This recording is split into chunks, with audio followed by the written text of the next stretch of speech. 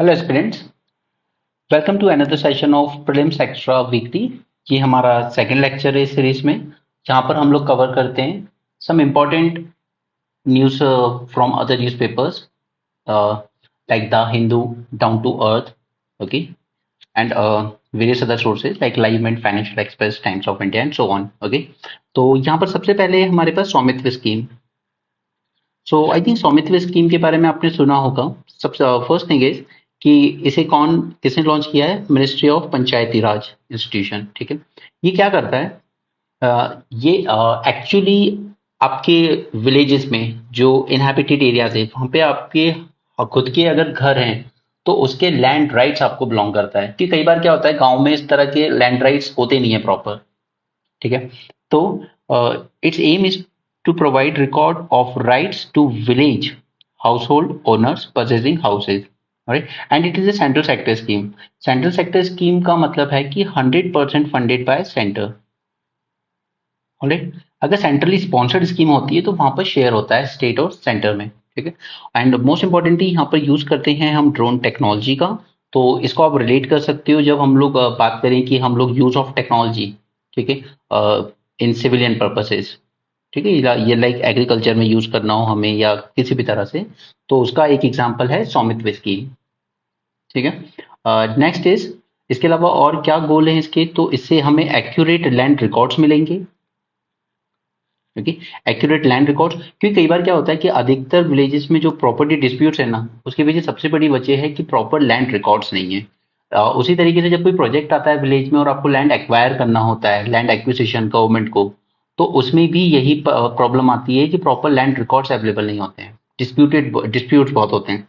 तो उसको सॉल्व करेगा स्वामित्व scheme, reduce property related disputes. Okay, और जब आपके पास प्रॉपर अपने घर के पेपर्स होंगे, लैंड रिकॉर्ड्स होंगे, तो आप उसको यूज कर सकते हो as a mortgage to avail loans.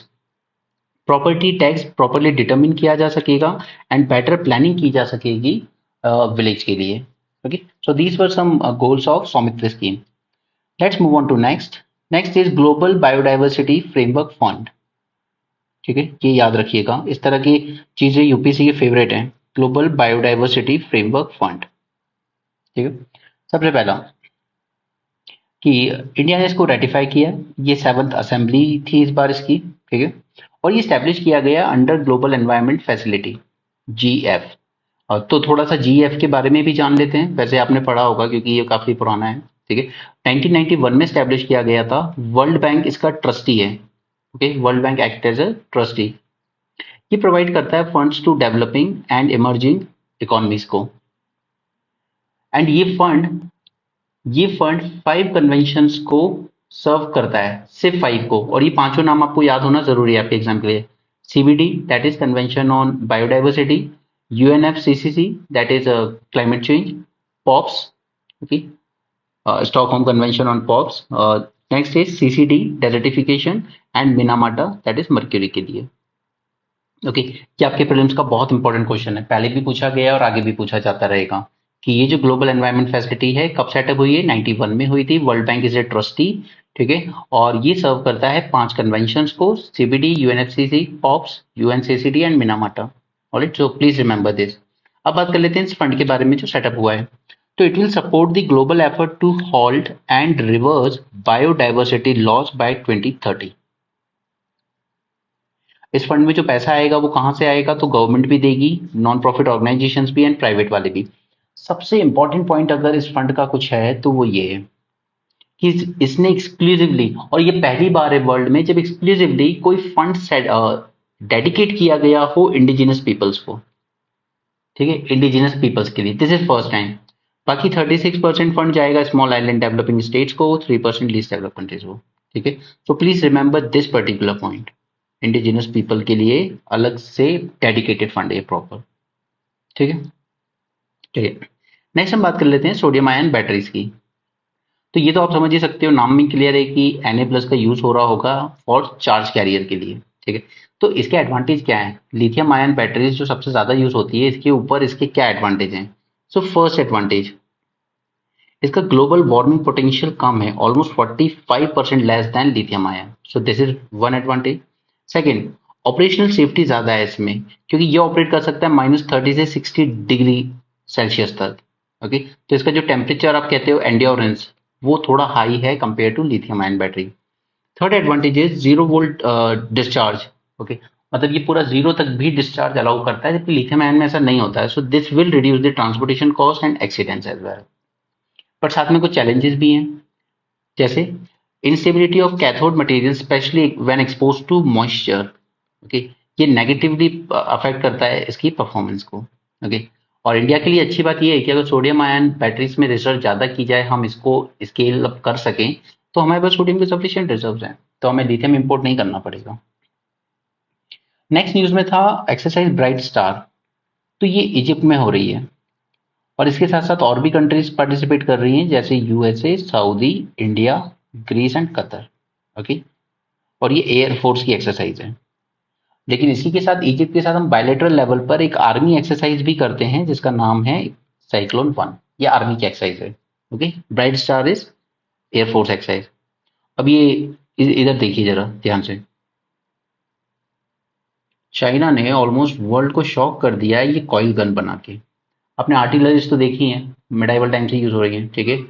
Suppose कि कुछ ऐसा किया जाए कि उन्हीं आर्टिलरीज की स्पीड, टारगेट, एफिशिएंसी सब कुछ बढ़ जाए। उसी के लिए इसने यूज किए ये 3 कॉइल लगे हुए हैं आगे। ओके, नाउ इसको गॉस गन भी कहते हैं और मैग्नेटिक एक्सीलरेटर भी कहते हैं।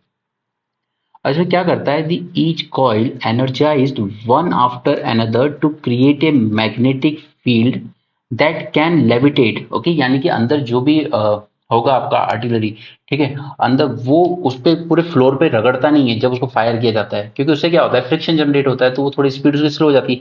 ये लेविटेट करता रहता है बीच में एकदम हवा में।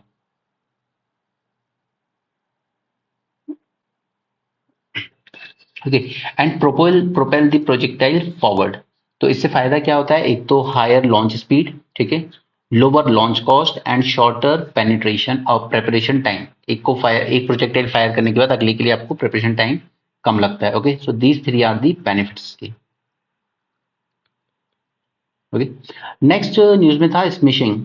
तो इसको अगर आप ब्रेक करेंगे तो 2 वर्ड में होता है, एसएमएस प्लस फिशिंग। फिशिंग तो आपको पता है एक तरह का हैकिंग टूल है, ठीक है, और ये एसएमएस के थ्रू भेजा जाता है। आपको एसएमएस आएगा, कोई एक लिंक आएगा, आप कोई वेबसाइट का लिंक है सपोज, आपने उसको क्लिक कर दिया, और फिर आपको किसी न किसी तरीके से गुमराह करके आपकी प्राइवेट पर्सनल डिटेल्स निकाली जाती हैं, जैसे बैंक अकाउंट और इस तरह का। ओके, तो एक तरह का साइबर अटैक ही, तो आपको सिर्फ ये वर्ड वर्ड याद रखना है, स्मिशिंग, और कुछ नहीं। सोमैटिक सेल को हम थोड़ा सा डिटेल में देखेंगे, होते क्या है। देखिए, ये वो सेल होते हैं बॉडी में other than sperm and egg cell. Sperm और एग सेल को हम लोग जर्म सेल भी कहते हैं, राइट, ये पता होगा, आपने पढ़ा होगा स्कूल में, ठीक है। इनके अदर देन जो सेल्स होते हैं ना, उनको हम सोमैटिक सेल्स कहते हैं। जैसे बॉडी में क्या होते हैं हमारे, डिप्लॉइड कहते हैं इनको। जैसे 2 सेट्स ऑफ क्रोमोसोम होते हैं हमारे यहाँ, हमारी बॉडी में, ठीक है। एक एक पेरेंट से एक एक सेल मिलता है हमें क्रोमोसोम में, ठीक है। अब क्या होता है कि कभी अगर इसमें म्यूटेशन हो जाते हैं, तो ये इंडिविजुअल को तो अफेक्ट करता है, बट ये ऑफ स्प्रिंग्स को पास नहीं करता है। इसीलिए रिसर्च चल रही थी इस पे, तो ये न्यूज़ में था।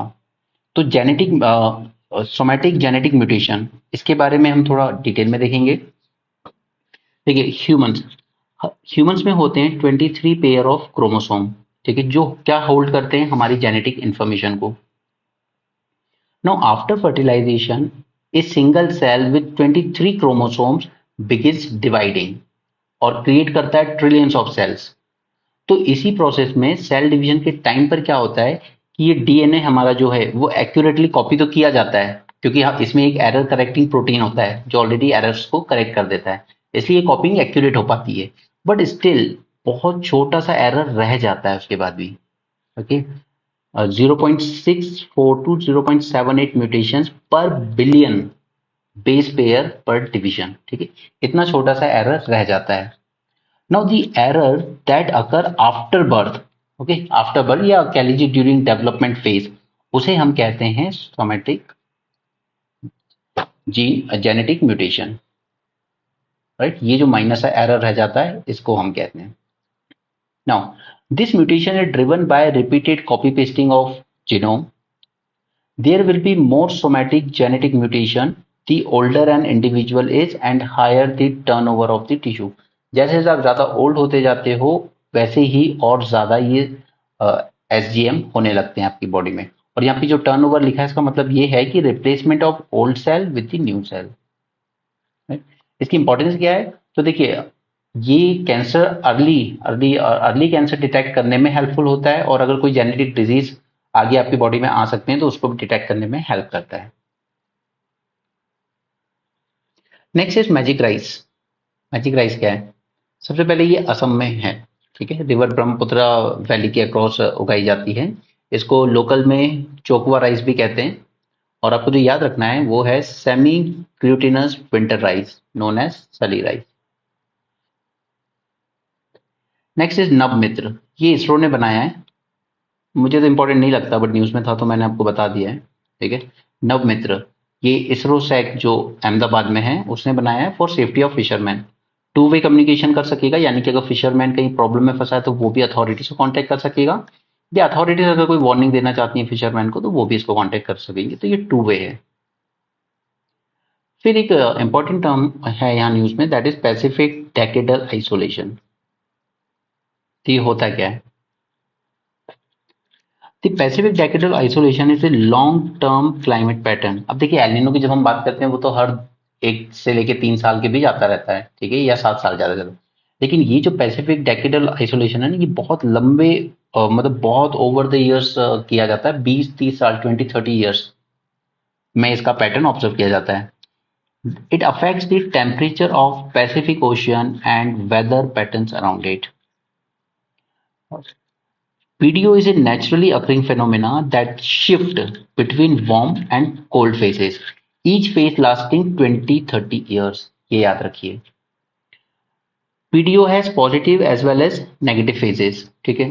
जैसे एनसो की हम बात करते हैं, ये मैं बता चुका हूँ आपको, ये सब ना El Nino southern oscillation and so on, तो इस पे डिटेल में नहीं जाएंगे हम दोबारा। अगर एनसो पॉजिटिव पीडीओ के साथ आ जाए तो this is generally not good for India, okay. इसलिए ये स्टेटमेंट आपको इतना एम्फेसाइज कर रहा हूँ, आपको 100% प्रीलिम्स में इस पे क्वेश्चन देखने को मिलेगा, ठीक है। अगर पॉजिटिव पीडीओ एनसो के साथ आया है तो इंडिया के रेनफॉल के लिए बिल्कुल अच्छी न्यूज नहीं है, ओके। लेकिन अगर ये नेगेटिव पीडीओ फेज के टाइम आया है एल नीनो तो ये ज्यादा रेन लेकर आता है इंडिया में। Now what is difference between PDO and El Nino ENSO? The most obvious difference is time scale, क्योंकि हम एनसो को मेजर, एनसो तो रिपीट होता रहता है 2 to 7 ईयर्स में, ठीक है, बट ये पीडीओ आता है आपका 20 से 30 ईयर्स में, वेरी करता है। El Nino often corresponds to reduce rainfall over India, whereas La Nina तो हमें पता ही एक्सेसिव रेनफॉल करवाता है इंडिया के ऊपर, ठीक है। But unlike ENSO whose stage can be determined at any year कि वो पॉजिटिव है मगर पॉजिटिव और warmer phase of PDO can be known only after several years of measuring ocean temperature, ठीक है। तो दो मेजर डिफरेंस, एक तो टाइम स्केल इसका 20-30 ईयर्स होता है, और दूसरा कैंसर को आप इजिली डिटरमिन कर सकते हो किसी भी साल में, इसको डिटरमिन करने के लिए आपको बहुत लंबे समय तक ऑब्जर्व करना होगा। सीताखली की इंडियन एक्सप्रेस में भी था तब मैंने वहीं करवा दिया था, लेकिन यहाँ पे था तो करवा देता हूँ, चलिए। Sitakalli is a traditional folk dance drama from Kerala. First thing is you need to remember is Kerala से, और ये परफॉर्म कब किया जाता है? ओनम फेस्टिवल के टाइम पर। The performance is carried out by Dalit artists belonging to Ved and Pulai communities. It is based on episodes from Ramayana. ये पोर्ट्रे करता है सीता जी की जर्नी फ्रॉम वन यात्रा that is exile to forest से लेकर अंदर धर्म तक, यानी कि धरती में समाने तक। The art form is a blend of songs, storytelling, fast movement, accompanied by instruments such as kanjira, manikatta, chiratta and kaimani. देखिए ये प्लीज 4 याद रख लीजिए, यूपीएससी इस तरह के 3-4 टर्म्स देखे ना पूछ लेता है क्या है ये सब, ठीक है, फिर आपको समझ नहीं आएगा वहां। दीज आर इंस्ट्रूमेंट्स, ये नाम अपने नोट्स में लिख लीजिए अच्छे से। गंजीरा, मणिकट्टा, chiratta and कैमनी, these are instrument. वो इस पे क्वेश्चन नहीं पूछेगा आपसे सीताखली पे, क्योंकि इसमें ज्यादा कुछ है नहीं इन्फॉर्मेशन, बट ये इंस्ट्रूमेंट्स के नाम वो आपसे 100% पूछेगा, ओके। तो प्रीलिम्स के लिए इसी तरह की तैयारी आपको रखनी है। Next, The costume and the makeup are loud and eye-catching. The characters of Ram and Lakshman appear in green, since the color used to represent god and goddesses in Kathakali. Reasons for decline: because they were orally transmitted from one generation to next, which led to pause in the tradition. Okay, so मेरी नजर में ये बहुत important probable films का question बनता है. ठीक है, या तो इसके फीचर्स देख के आपसे पूछ लेगा कि ये किस फोक आर्ट फॉर्म के फीचर्स हैं, तो आपको आंसर करना है सीताखली, और या फिर वो इन इंस्ट्रूमेंट्स के नाम देकर आपसे पूछ लेगा कि ये क्या है. ठीक है, चलिए नेक्स्ट आते हैं. रेड सैंड बोआ. देखिए, सबसे बढ़िया अगर कोई स्नेक की वैरायटी है ना, तो वो यही है सबसे अच्छी. तो यहाँ पे देखिए 172 सीजर्स इन 5 ईयर. सबसे ज्यादा इलीगल केस ट्रेड हो रहा है इसमें, और सबसे ज्यादा केसेस कहाँ हैं? महाराष्ट्र में. ठीक है, क्यों हो रहा है? क्योंकि कुछ ऐसी बिलीफ्स हैं जो मानती हैं कि ये ऑस्पिशियस होता है, इससे वेल्थ मिलेगी आपको. ठीक है, ये रेनफॉल इंड्यूस कर सकता है ड्रॉट के टाइम पर. ओके, तो इस वजह से इनकी डिमांड बढ़ती जा रही है. दूसरा, इनको ट्रेडिशनल मेडिसिन में यूज किया जाता है, like ageing, asthma, rheumatism, joint pain, HIV, cancer, other elements. Okay, and most important, सबसे इंपॉर्टेंट रीजन है कि इसको ब्लैक मैजिक में यूज किया जाता है. अधिकतर जो पकड़े जाते हैं ना, उसमें जो पकड़ने वाले होते हैं वो यही कहते हैं कि हम लोग इसको ब्लैक मैजिक में यूज करने वाले थे. इसको डबल हेडेड भी माना जाता है कई बार, क्योंकि क्या होता है कि इसकी जो पूंछ है ना, ये थोड़ी सी ऐसी दिखती है कि यार ये शायद इसका माउथ है, बट एक्चुअली है नहीं, वो हेड एक ही होता है. ये थिक ब्लंट टेल की वजह से इसको ऐसा अपीयरेंस आता है. तो इसके बारे में थोड़ा सा जान लेते हैं. Red sand boa, commonly known as Indian sand boa, is non venomous snake. Okay, जहरीला नहीं होता है, नॉन वेनोमिनस. कि जनरली ड्राई पार्ट्स में मिलता है हमें सब कॉन्टिनेंट के. ओके, थोड़ा रेडिश ब्राउन होता है. इसकी एवरेज लेंथ होती है around 75 centimetre, you can say. Unlike most snakes, the tail is almost as thick as the body and give the reptile the appearance of double-headed. Important facts: it is largest of sand boas in the world, non-venomous, nocturnal, रात में active होता है, and spend majority of its time under the ground. ठीक है, तो ये कुछ features हैं इसके. इस तरह के क्वेश्चन यूपीएससी बहुत पसंद करता है एनवायरमेंट से पूछना. इस बार तो उसने कुछ अजीब से ही पूछा था, एक ओरेंगुटान पे. Ecologically important, like other snake species, red sand boa plays a significant role in ecosystem by maintaining healthy population between prey and predator. It feed on rodents, lizards, and even other snakes. IUCN status है near threatened, और हमारे यहाँ wild life protection act में आता है schedule 4 में और sites के अपेंडिक्स 2 में. ये 3 चीजें तो आपको हमेशा हर एनिमल जो भी न्यूज में आना उसके बारे में पता होनी चाहिए. नेक्स्ट है हुलॉक गिबॉन. शक्ल आप देख ही सकते हैं यहाँ पे. ठीक है, कैसे दिखते हैं. Hoolock gibbon is the only app found in India. First thing, it is native to eastern Bangladesh, India, Myanmar, and southwest China. They are confined to 7 states of northeast, with Brahmaputra as the distribution boundary. They form an arboreal species and prefer to live in canopies of evergreen forest, और वो north east में ही है mostly, तो वहीं पे पाए जाते हैं. ओके, बाकी इसके बारे में और क्या जान सकते हैं. They have very long forelimbs, hanging and jumping from branch to branch. Along with this, they are famous for their loud hollow calls that inspire the name Hulok. अब देखिए इसी तरह के क्वेश्चन आते हैं, क्योंकि इस बार यूपीएससी में जो क्वेश्चन पूछा था औरंगजेब, उसमें क्या था कि वो एक डंडी लेके पेड़ में से कुछ कुछ करता है. ठीक है, दूसरों को भगाता है या जो भी है. ठीक है, तो उसी तरह का ये इस तरह के क्वेश्चन यूपीएससी आपसे पूछ सकता है कि कौन फेमस है लाउड हॉलो कॉल देने के लिए. ओके, तो ये है हुलॉक. यूपीएससी इसी तरीके से परेशान करता है आपको प्रीलिम्स में. ओके, नेक्स्ट इज, ये भी याद रखिए, duets which both male and female of the group indulge in. Hulok gibbon face threat primarily from felling of trees for infrastructure projects.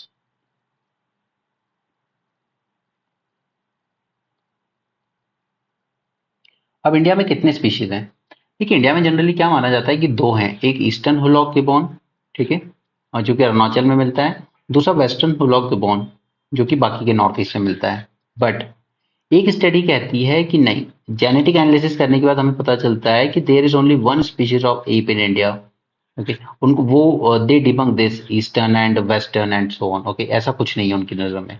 हालांकि आईयूसीएन अभी भी मेंटेन करता है कि western hoolock as endangered and eastern hoolock as vulnerable. ठीक है, तो अभी हम आईयूसीएन के हिसाब से ही पढ़ेंगे इसको, क्योंकि यूपीएससी अगर आपसे पूछेगा तो वो उसमें आपको ये स्टेटस याद रखने चाहिए। वेस्टर्न वाला एंडेंजर्ड है, ईस्टर्न यानी कि आपको पता है अरुणाचल प्रदेश में ज्यादा है ये सब पेड़ वगैरह ना, तो वो वहां का वल्नरेबल है, बट इधर बाकी रीजन का एंडेंजर्ड हो चुका है। Now first global AI 2023। ठीक है, तो ये सब इसलिए इंपॉर्टेंट हो जाता है क्योंकि हमने सेमिकॉन किया था। ठीक है, 2 मैराथन की थी तो वो भी काफी सक्सेसफुल रही है। तो इसलिए अब ग्लोबल आर्टिफिशियल इंटेलिजेंस में हमने कुछ किया तो ये भी हमारे लिए इंपॉर्टेंट हो जाता है। ग्लोबल एआई 2023 करवाया किसने है? Ministry of electronics and information technology, that is mighty. ठीक है, it bring together best and brightest in AI from India and around the world. ये कवर करेगा टॉपिक्स को जैसे next generation learning, foundational AI models, artificial intelligence applications in healthcare, governance, next gen generative electric vehicles, future AI research trend, and so on.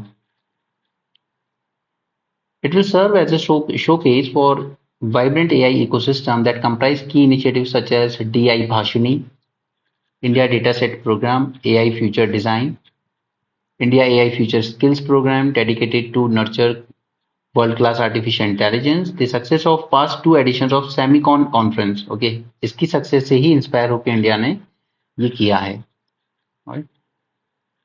Last is last topic of the day is walking leaves. अब ये क्या होती हैं? Image देखिए आप,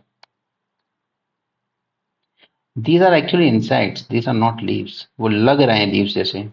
और बात ये है कि ये लोग दिन में एक्टिव नहीं होते, ये हमेशा रात में एक्टिव होते हैं, तो दिन में आपको पता भी नहीं चलता कि इंसेक्ट है या लीव का ही पार्ट है। ओके, साइंस टेक दिल्ली से दिया है मैंने, तो let me tell you few things about this. Walking leaves are part of phasmatodea order, और इनको फास्मिड्स भी कहते हैं, या आप कह लीजिए कि stick and leaf insects. They are known for their unusual appearance as they look confusingly similar to part of plant. Okay, समझ नहीं आता है कि ये लीफ का ही पार्ट है या अलग से कोई इंसेक्ट है। और कई बार ट्विग जैसे भी लगते हैं, बार्क जैसे भी लगते हैं, और लीफ जैसे भी लगते हैं। They feed on plant and typically inhabit densely vegetated areas. इनकी रेंज क्या है? तो ये लगभग इंडियन ओशन के सारे आइलैंड से लेकर पूरे साउथ ईस्ट एशिया में पाए जाते हैं, इवन ऑस्ट्रेलिया तक।